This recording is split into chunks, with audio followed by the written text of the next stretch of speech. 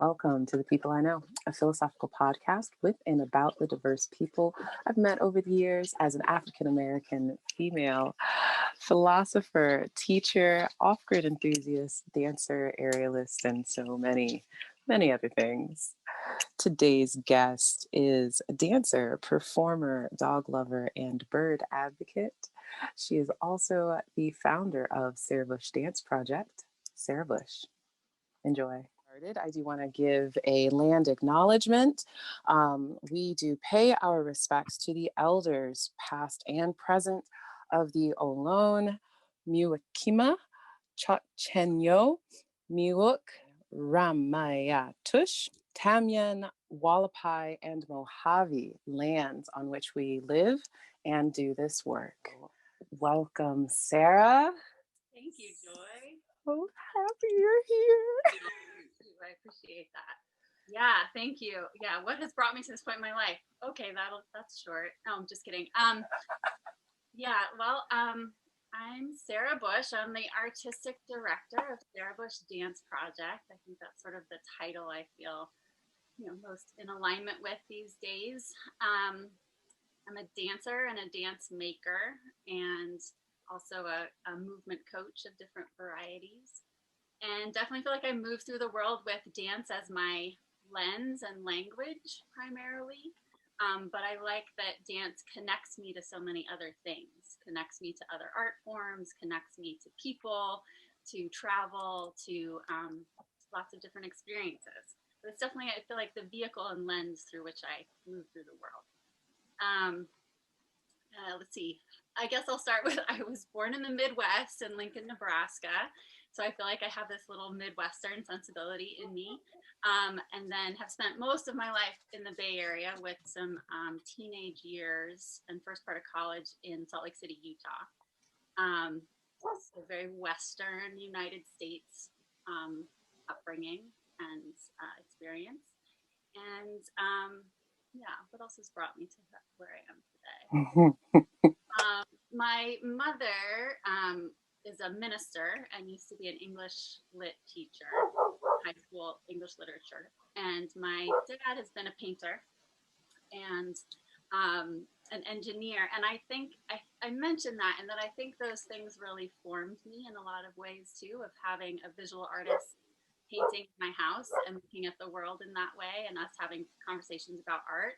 And my mother loving literature and poetry and word, and both of them supporting the arts. And then my mother being a minister, I saw her create experiences, multimedia experiences for people to tap into their spiritual sense of self and to community. And so I think that when I make dance work, all that filters in there, that I'm thinking about the visual art, and I'm thinking about these opportunities to create community and depth of spirit and connection, even though I happen to be a dancer and choreographer, that I think those things have shaped me quite a bit.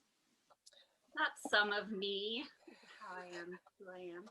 Sarah, you just said something really nice, and I want to come back to it. I'm writing it down.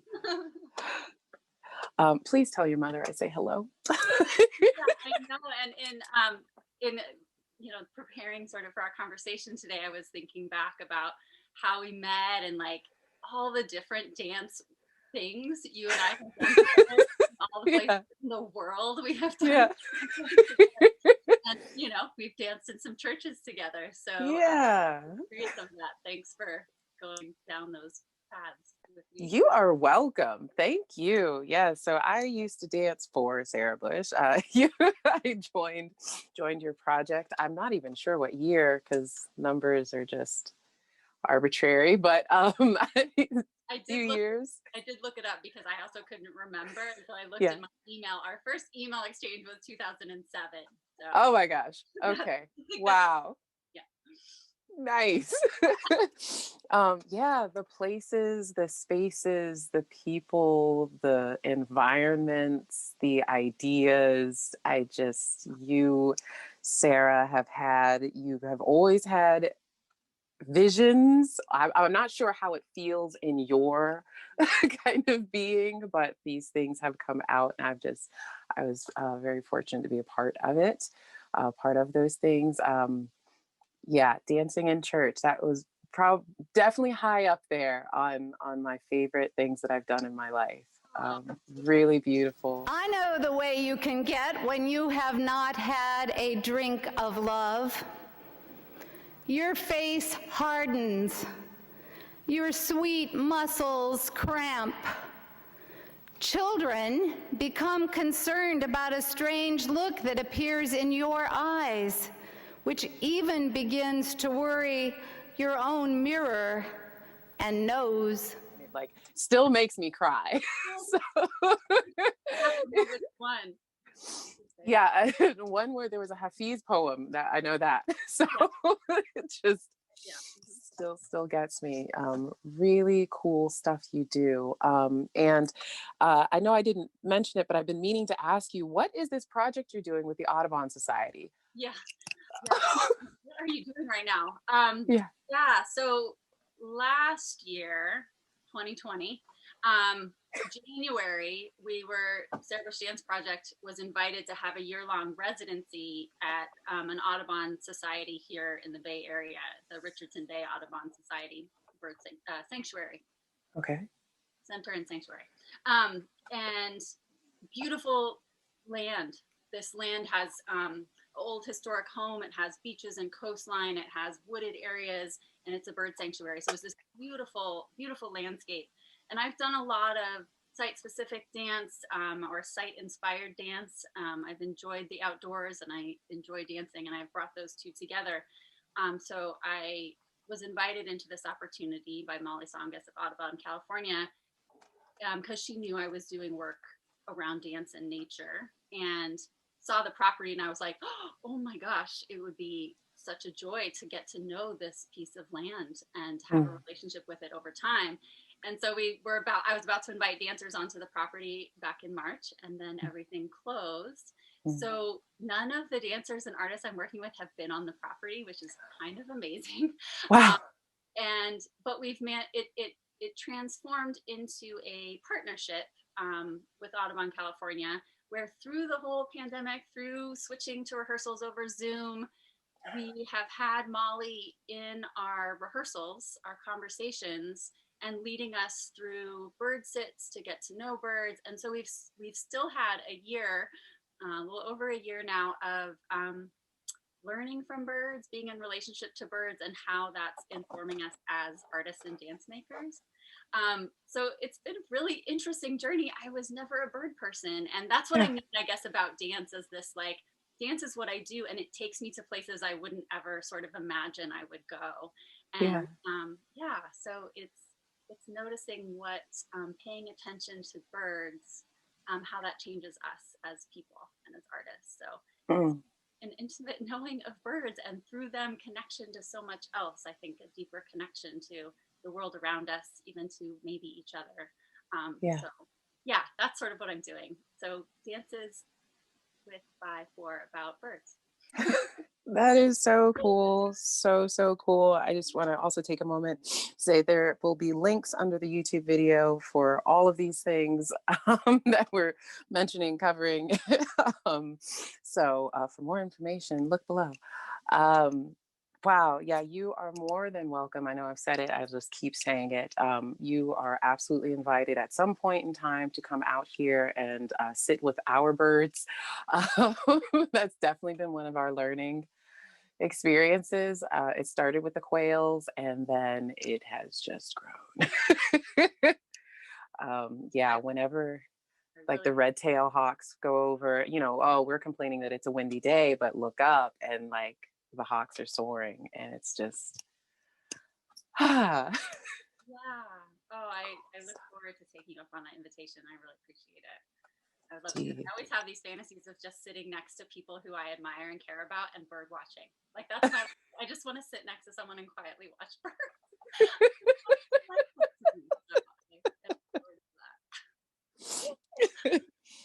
Okay, well, unfortunately, we're not with birds. We are with human existence problems. So let's get into them.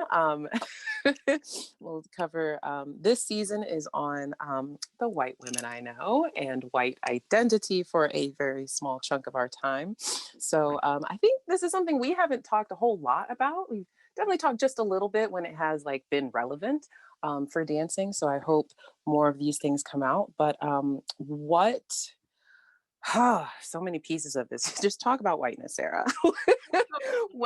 when do you notice your whiteness? When do you not notice it? When has it been important for you personally and professionally? Yeah, well, I think I'll just be really transparent in that I am thinking about my whiteness. It feels like a lot right now, and it feels like I didn't think about it at all prior to just a couple years ago. So I feel like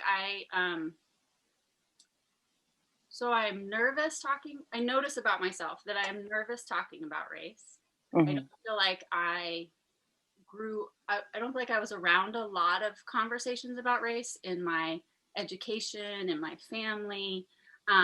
So it feels new to me, sadly. And I feel really, I'm nervous about it, and I'm committed to getting less nervous and doing it more often. So I'm really grateful for opportunities where it feels like that is welcome to talk and think and listen, and sometimes feels like bumble through it. So I feel aware of my whiteness often now. I think most particularly right now, I'm aware of it when I am in positions of leadership. So, you know, I've said I'm an artistic director, I've been a choreographer, I'm a coach. All of these jobs feel like they have in my, at least prior to this last year or so, I have thought of those as those are positions of leadership and power and authority where I'm expected to have an answer or a direction or a very like strongly held belief or opinion and kind of assert it on others. And I'd never thought about it before. And now in this last year, I just keep thinking about it, about what does that mean to be a white person who is saying, here's what I want you to do. And that's my job. And that I'm sort of, so yeah, I've had a huge shift around thinking about those roles and what leadership looks like. And so that is connected, not only about race, but it's connected to race for me. And so in the last year, I've felt really grateful to the artists that I'm working with, where I sort of said, we had a lot of shifts happen with COVID too. We switched a lot of the structures that I think were in place that I never questioned about how we make art together, how we work together. Those structures all got we lost those structures about showing up at rehearsal, and a lot of that kind of changed. And that made this opening because it was like a lot felt new, where it was like, okay, well, we're on Zoom, we're not in a studio. And it felt like I became more aware than I ever had been before that everyone's lives were very complicated. People were dealing with COVID, with issues around race, with income, with like health, with all these major things that I think honestly everyone was dealing with the whole time. My whole life, we've all been dealing with these things. And yet we would approach rehearsal process, work environments, creative process without acknowledging those things. And with COVID, this became our rehearsal, this format, this talking to a screen. And mostly what we had was talking instead of dancing. And so it felt like I'd been over the years progressing towards working more collaboratively and less sort of like top-down hierarchical structure, which felt like a good natural progression for me. But boy, the Zoom thing, just like I just said to the artist, I said, I would really like to try some different ways of creating together and being a leader. And I have no idea if they're good ideas, if I'm going to be good at them, but if you are open to it, I would like to just try being different. And they were okay. And so I'm really grateful to the artists to being really open to me. We now, anytime we gather, we are saying, how are you? What are you bringing to this time together? and don't feel interested in being the person who comes up with the idea and tells everybody what to do. That I feel much more interested in everyone bringing much more equally sort of to the conversation, to the table, to the artwork, their own experience, their own desires, their own curiosities. And it's been amazing to see, all of the brilliance of varieties of art forms that come through part of it is me just stepping sort of to the side or making room for all the other voices and things to come through in that. And again, we're not dancing as much. And so it turns out there's people who are incredible photographers, incredible writers, incredible like collage artists, like all these other sides of people came through. And I think that's, yeah. So I'm learning from all of these experiences right now. It all feels very fresh and exciting. This is straying from the topic of whiteness. No, I mean, I want to interject just for a moment because I mean, I know you, I know of you, I know pieces of you. And so something that, a reason that our worlds came to collide is that you were specifically you have always been looking for diverse dancers. Whatever that means, especially in the Bay, we see somebody, it's going to be skin color, but that background automatically is something that you are looking for, whether you like consciously know it or not. And so that's what you get, whether you've known it or not, the very diverse set of artists. And so to hear you speak of, because this is a thing about race stuff that is just so like aggravating. Like it doesn't mean anything. It was invented. It is an illusion. And when what we are talking about is not asking people how they're doing, not understanding what's going on in their lives, not understanding how they're being affected financially or what health issues they have.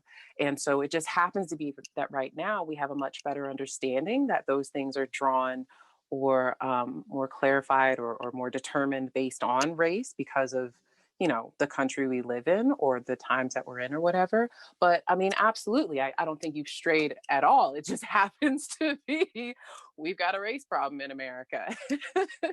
But yeah, and so I just wanted to throw out there that you because it's my next question on this topic of identity. You're naturally attracted to, drawn to, want to work with, need to work with diverse artists. So as a dancer, what I wrote down is how has your identity affected your performative work? So, okay, before 3 years ago, when you were still kind of caught in your habits of, this is my child and I want you all to express my child. How do you think your identity was coming through, that kind of whiteness was coming through in light of kind of just already working with diverse performers? A show that I worked on for years and that you were a part of the first version of was the Rock by Women show. And I think that's been an interesting one from I've been doing a lot of reflecting back with this new lens that I have this year. But I feel like that show was very much coming from my personal, I think it's safe to say, white feminist upbringing. I think my mother, I don't know if she's used this term for herself, but I think white feminist fits for her in the 70s and 80s, really diving into feminism and creating programs, teaching from that place. I was I was aware of that work she was doing and kind of raised in that. And so I think that Rock by Women show is looking to sort of like highlight and celebrate all these women musicians who I really admire and I felt like had shaped my life. And so much of it keeps coming back to my life and my experience. And I think it'd be one thing if I was making a solo show to say, here is my life and my experience and how this music and these artists and these experiences have affected my life. And I think what I have done as a choreographer who loves group work, who loves being in a room full of dancers and loves interactions between bodies, between people, that what it means though is that I was asking people who this was not their experience to step into my life and embody things I wanted to express, but I never was asking, has this music touched you? What does it feel like to have someone say, pretend like later, I mean, the first version that we did together, you know, I always be curious to hear your impressions now of what that was like. I'm sorry I didn't ask then. But there were moments I think where I was inviting people to like you got a solo that was kind of your own section to embody the rest of it more.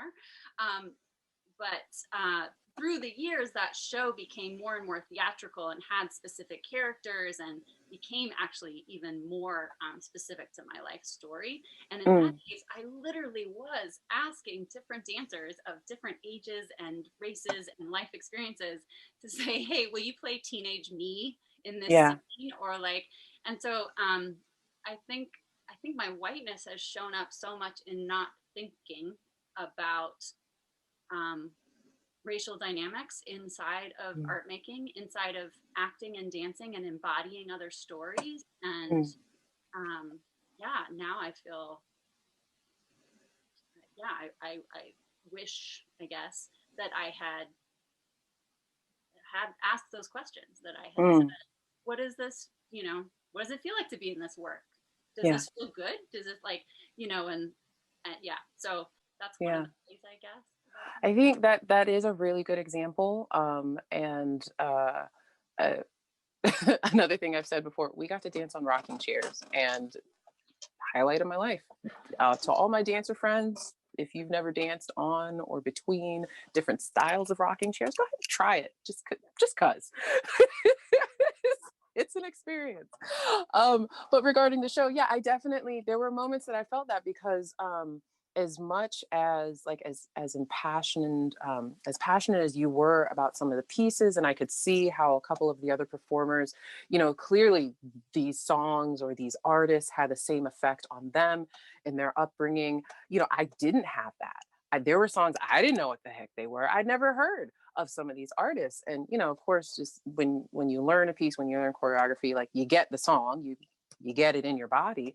But no, that wasn't a history that I came from. And so I think as a dancer, I was just kind of like, well, this is my current project that I'm working on, and this is what the director wants. And so that's what I'm going to do. And I'm going to embody it as best as I can. And I didn't think anything really against you for that, because you had talked so much about kind of the impetus for that show and what you were trying to do with it. So it wasn't like, well, you were trying to do like Rocked by All Women and this is what you presented. Like then there would have been, a problem. But yeah, that does seem like a really interesting example for, that is definitely going on. Do you think you would like not have done the show? Or because I mean, it's still really cool. It's really cool. Is that what you just said? Yeah. Okay. Well, no, I think I was clearly driven to do the work, and it was clearly an important part of my development as an art maker, and it was a work that spoke to a lot of audience, that people, I think it did do some of what I hoped it would do. So no, I don't think there's any work I wouldn't have made. Okay. Looking back, if I could redo it, but more like what I'm learning about what's possible right now is that it's possible to all be human beings in a room and create something together. So instead of feeling like I have to be a choreographer that walks in, has it all figured out, and tells everyone else what to do, that I would change that dynamic. I think I'd make that show with there being time for conversation to say, I'm making this story from my perspective. Does that feel good to embody someone else's story? Is that exciting and challenging? Or, I think I'm always interested right now, and with the artists I'm working with, is this work serving you? Is this feeding your spirit or your community or your interests? Is this challenging in ways that feel good? I think those are the kind of things that I'm aware of now and that are important to me now that I wasn't conscious of thinking about. And so I would have been curious to, go into maybe making that same show, but I would hope that I would be having those conversations in a way where everyone felt like they could be really honest and say if it was serving them or not. And if it wasn't, be able to say, well, what would this look like if we made it in a way that did feel like it was really serving everyone? Is that possible? Yeah. So yeah, I think I would still make it. Yeah. I mean, I clearly made it over and over again. Yeah. So, yeah. Right. Yeah. So no, I think that actually answers the question that I was trying to ask, because when I wrote how might things have looked different for you, just in my personal notes, when I think of you, I don't think of you, and this is the case for most of the white women I know, I don't think of you as just like, you're not a Karen, you're not like, okay, yes, this is the white woman I know. Like I had to really like write down a list of, wait, oh yeah, she's white, yeah. Like, and then kind of look at that with the lens of, well, does this person act like a white woman? And what the heck does even that mean? And so when it comes to performance and the arts and dance specifically, you can go a really different direction. And I think have a different type of success if you act more like a white woman. And I think it would have to do with that. I have a thing that I want other people to do, and I'm going to find people who are going to do that thing without any input, without any kind of revisions, without any additional drafts or anything. So that's just kind of where that got me thinking, and how I see you, how I've experienced you as being a little bit different, and why I think, people continue to want to work with you, if that makes sense. Yeah, thank you for that reflection. Another way I've been noticing my whiteness showing up. Yeah, and first of all, just trying to even define that word and term, and what is whiteness, and what is that? What is the culture of it? And it's definitely a question that's alive for me right now. And in looking at all this work that I do outdoors, I've been aware of it in that I think my whiteness and senses of privilege that have come along with that mean I have through my life felt like it was fine for me to be just about anywhere. That I was either welcome, or it was fine or assumed that I could be anywhere, and that I could step into a piece of nature or land and make a dance there, and in that way have a sense of ownership of that land by saying, look, I get to, like, this is my stage, I'm going to interpret this. So I think that's another way it's shown up for me in my work, is like I have felt there's been very little hesitancy in me in the past of like that anything was kind of off limits, or even just to reflect on what does it mean for me to insert my body, my aesthetics into this place, into this culture, this community, this room, this hillside. What is it? Without a lot of reflection prior to that. So with doing this outdoor work, that's another level of noticing for me, of like, yeah, you felt really comfortable just like kind of tromping into this area and doing what you wanted to do there without maybe tuning into what the impact of that will be. And yeah, so I've been thinking about that as sort of a like assumption of me being able to access a lot. That's a good again reflection, and that gets me thinking, that's part of the reason why we do why I've begun doing the land acknowledgement. I've been very aware even before we moved here of kind of where we are, because there are at the canyon, like, we're working side by side with members of the tribes who live here, on whose land we are living, and they're all secluded in a reservation. And so in talking with a previous interview in one of these conversations, it's like, okay, well, even if you're kind of by default, we're just here. And okay, I'm just trying to walk the dogs and I end up in a dog park or something. It's like, if we have a moment to acknowledge that other people are here, whether we're talking about Native peoples or our neighbors. Perhaps we can take that extra step. If it is our neighbors, ask them, hey, do you mind me being here? Which, I've seen with my own eyes you doing. And then the reason that I give the land acknowledgement and I want to provide resources here, because we can just go to the website for a tribe and see if we can donate, see if they need resources, see if they need some services, or if they're doing something. We have that, at least at minimum. That's what we're able to do now. And that's that level of awareness that perhaps we didn't have, or perhaps was being hidden before. Anything beyond that, I mean, it's just going to be kind of the ongoing work. But yeah, if we're not even doing that much reflecting, considering where we are now kind of in this era, then we're going to set ourselves up for doing some more damage. Yeah, I've been thinking about I know there's some organizations, some Indigenous folks who are looking at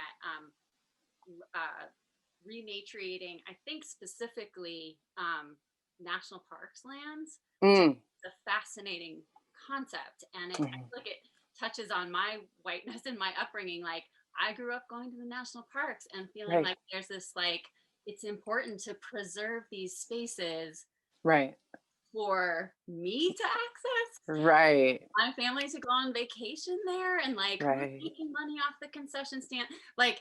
So I think that, yeah, that piece of land acknowledgement and reflecting on ownership and access, and it's all of those topics feel like, it's the least we can do is be starting to reflect on, who else is here? Who else is here? It's like not just about me and my family. Yeah. So I'll just venture into this as, again, like it's a bridge, but for me, it does feel like it is a way in that it's helpful for me. Like, when we were on an Audubon property, where there's a lot of oak trees, and we were looking at doing some dance pieces there. And I was like, well, I don't want to disrupt like some of the ecosystem that's there. And one of our guides was saying, these oak trees are crying for people to interact with them. That these trees, he didn't say crying. I was like, choice of words, but that also nature is used to human beings being part of it and interacting with it, and that friction of pulling the bark off the trees is part of their natural process. And so also just remembering that it's not necessarily that we shouldn't be touching nature, we shouldn't be interacting with it, but just to understand more about how we are part of it and in a relationship with each other. That's part of that is a natural thing too. It was like I was having this almost like pristine, like super pull back, like, oh, I shouldn't be here, I'm just gonna mess it up. And it was like, no, there's actually things that are beneficial about animals and people moving through environments. That's part of what can happen. But anyway, just to say, it's a complicated learning of interaction, and the more I'm able to learn about it, the deeper it is, the more interesting it is, and hopefully the more informed choices I'm making about where I'm inserting myself. Again, this all has to do with like not just race stuff. This applies, these are just life concepts. I think arguments and that being uncomfortable, like we have to have that in order to shed some skin, shed some bark, in order to grow into something more beautiful. So moving away from identity specific stuff, I want to go into critical thinking and philosophy. Just want to ask, how do you find one or both of these to be relevant for your life, professionally or personally? Well, I was thinking about those two terms and topics and realizing I don't think I ever took a class in any of my schooling on either one of those things. Okay. Just to put that out there, I did like Google the definitions before our conversation. I feel less clear on philosophy. I think critical thinking, I think we've touched on it a little bit, that I just feel like that's for me where my aliveness is right now, that I moved through, 42 years of very little critical thinking. And that now I feel like it feels rich and creative to think critically about almost everything.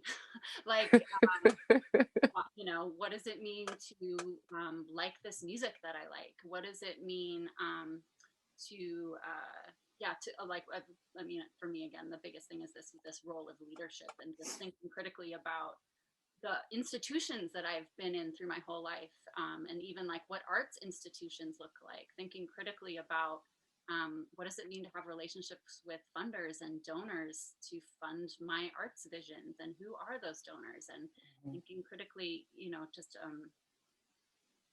yeah, I feel like I'm using it so often now in my own definition of it, I guess, in that it's a layer for me. I'm interpreting it in this moment as a layer of many layers deeper in a choice, in a reflection, instead of sort of just a reaction without thinking. It's more of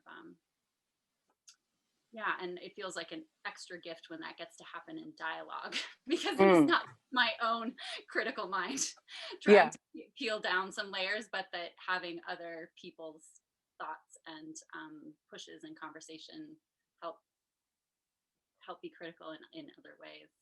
Yeah. My next question was going to be, you know, what, if any, that you could name, what specific skills, what specific critical thinking skills do you find have become most helpful? And I think you've laid it out. Like, first of all, you see that there's layers that you can kind of think yourself into question, and then to get deeper, or to get more clarity, or to get out of yourself, add another person to this mix and introduce this idea. Hey, this is what I'm thinking about. What do you think? What do you have to add to it? And it sounds just like so simple, but these are things that many people don't do. We just react. Just we have some kind of stimulus and react without taking a moment to reflect and then getting some other input. That can be really, really powerful. And you don't need any schooling for it.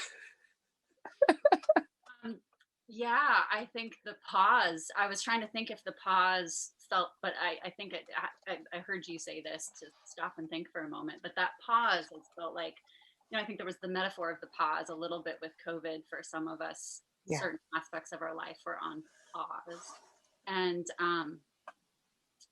also I think in my starting to look at how white supremacy shows up in me, and the pause has been this huge tool. Like just to remember to take a beat, to take a second, to like notice things in my body, notice like, am I feeling nervous? Am I feeling confident? Am I feel like just taking this pause, taking a moment to think before acting or reacting. That pause has been huge. And then, so that allows time maybe for that, some piece of the critical thinking.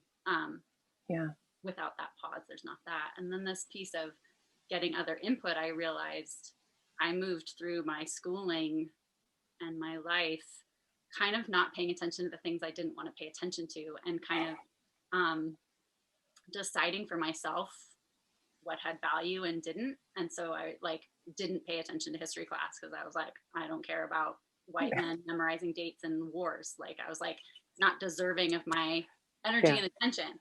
But now now I'm having this whole moment of like, God, I don't know the history of my own country, and that's a problem. Like there's so much I just chose to not pay attention to. And now, in order to think more critically, I realize how much information I don't have. And so like, I feel like I'm doing a process right now, a beginning of course, what will be a very long, lifelong process of like learning and relearning and educating myself on all these things that I did not think I needed to know, which is so white too.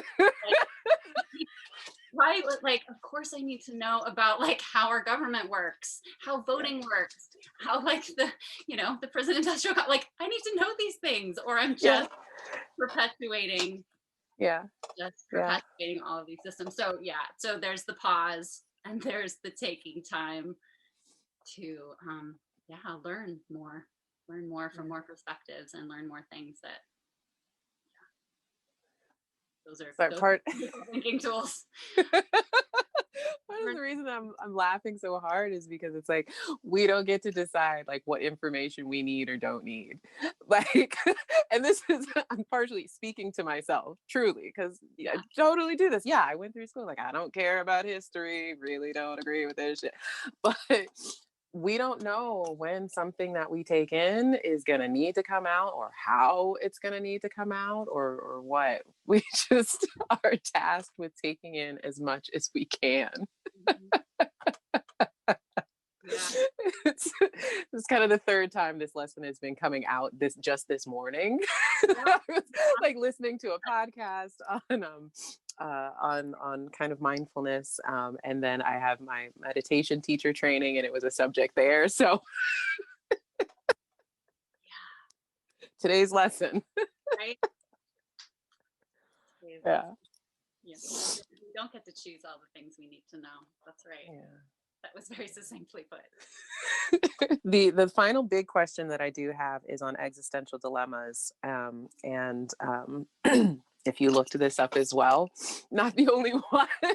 even some of my philosopher friends are like, wait, what are we talking about? Like, do I want to die today? Or just the general questions of wondering about our purpose, and how that affects our existence.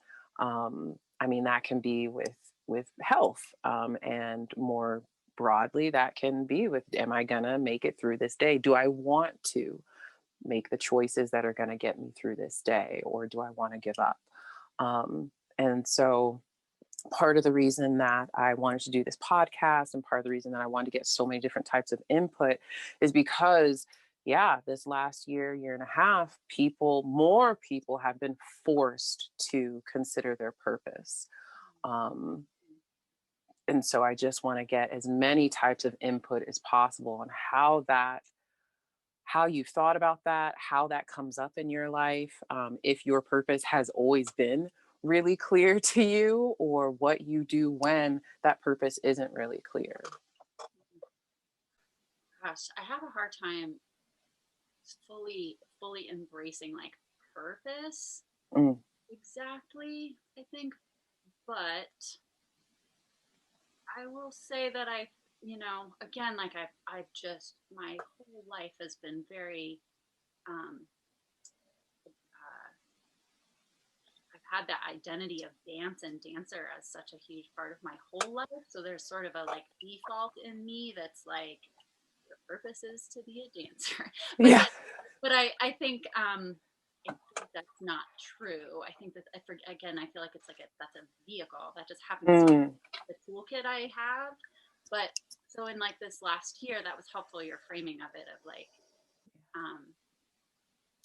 of thinking about in the context of this last year, because I think it did become a bit more clear to me that what feels more true to some other like essence of who I am is about connecting. So creating, I think I've often thought about connection, like art making and making performance, about the connection with the audience, and sort of feeling like a purpose, which is maybe a desire of mine, is to provide this, be part of providing this moment, this hour in the theater, or whatever it is, of people getting to tap into some sense of, I think maybe it's spirituality, but of their humanness, of their relationship to others, maybe relationship to body or art, like providing these sorts of moments of spiritual satisfaction or recognition or opportunity. And so with this last year, it's felt like there hasn't been the same audience relationship. And so I'm like, oh, and that's still happening for me. I'm still interested in these moments where I feel like I get to bring people together, is something I love doing. And I love seeing relationships deepen and connect and those connections grow. So I'm wondering if that's even more a part of my purpose or passion or longing, is in deepening in the ability or role to be part of more of that happening, that kind of connection and creating together, creating things together. Yeah. And the depth of connection that I get selfishly for myself out of those kinds of relationships and those kinds of experiences, and that wanting to be a part of other people getting to have those things too. Maybe that might be. Yeah. Yeah, no, I think that's a great answer. I think that really sorry, I'm looking at what I wrote, 40 minutes ago and how it's coming back around, because that's just how life works. That makes sense. First of all, very practically, if for anybody listening or watching, if you identify yourself as a dancer or as a singer or as anything else, as an accountant, there probably is something a little deeper under that surface label that you're actually trying to do, that you're concerned with doing. And so I think, yeah, the way you've expressed that is like,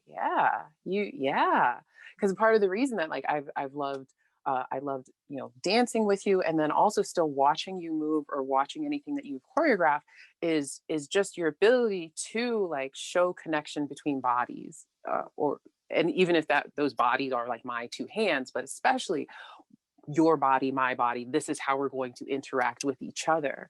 And so anybody who does that and really likes to play and experiment with that, I think it definitely like does something in me more than just like, oh, I'm just watching a dance right now. Like, no, there's something else going on. So I think that's really helpful and telling on one hand. And then on another hand, when you were talking about dance as a lens for you, kind of as a filter, and you were speaking of your mother, and you said community and depth of spirit, that these are the things that she is working with, expressing in the realm of, and that's kind of what you've gleaned something. I mean, yeah, there's a depth of spirit. There's something that we've got.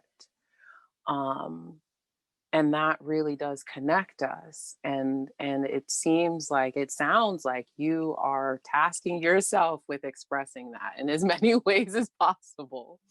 And so, yeah, that's really cool. It sounds really beautiful. That did sound really cool. Thank you for that reflection. Yeah. And I'm just thinking on this last year too, that we stopped physically touching each other. And you do know this about my work, that I always feel like when I've been in those states of flow or like bliss in my work environment, in my creative environment, it's working with partnering work. It's looking at dancers' bodies, finding ways to support and create something together they couldn't do by themselves. Yeah. I think dance and the body as so much metaphor for life. So audiences often aren't dancers, but they can see the human experience. They can see their own emotional experiences and physical experiences embodied in dancers. So I think also, I hadn't really put this together till this conversation with you, so thank you. But we couldn't physically touch, so that's part of probably why the conversation became the intimacy, became the way we are bridging and connecting, and we had to figure out how to have that intimacy, because that is the thing I'm kind of looking for. So without the physical touch, that part of that thing that I really did, again, sort of identify my creative joy with, I haven't had for a year, that piece. So it's like, oh, where do we find that? This other way to get that thing. So I think you're right. I think that's my purpose is more about that connection, and the way that I have enjoyed doing it is through that partnering work, but I'm still committed to like finding it and learning more about it without that.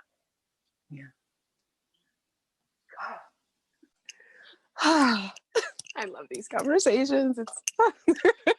I'm happy now. I appreciate your podcast, and like, thanks to you inviting me to be a part of it. I've listened now to several of them, and I was realizing what I think part of what you're getting at with these is how little we do this. I think this is something I'm exploring right too, like to have real conversations about life and things that might be complicated or tricky or sticky, but in depth feels like that's how we get to know people really. Yeah. And that's what's so satisfying. So thank you. The podcast, I'm literally so great to listen to them and feel like, wow, I'm getting to know people. Yes, indeed. You're welcome. One day I'll have all of you probably out here in a space big enough for us all. That'd be amazing. Is there anything else that you would like to share since you have this space? No, I mean, I think I kind of just did. Gratitude. Again, I think having an invitation to talk in depth and to be pushed to talk about race is a real gift for me right now. So I appreciate the push and the invitation because it's like I said at the beginning, though I don't feel particularly nervous, which is amazing, but I do feel nervous talking about race, and I feel committed to doing it, and so I am grateful for the opportunity, the invitation, the push. It's important, necessary. Indeed. So thank you.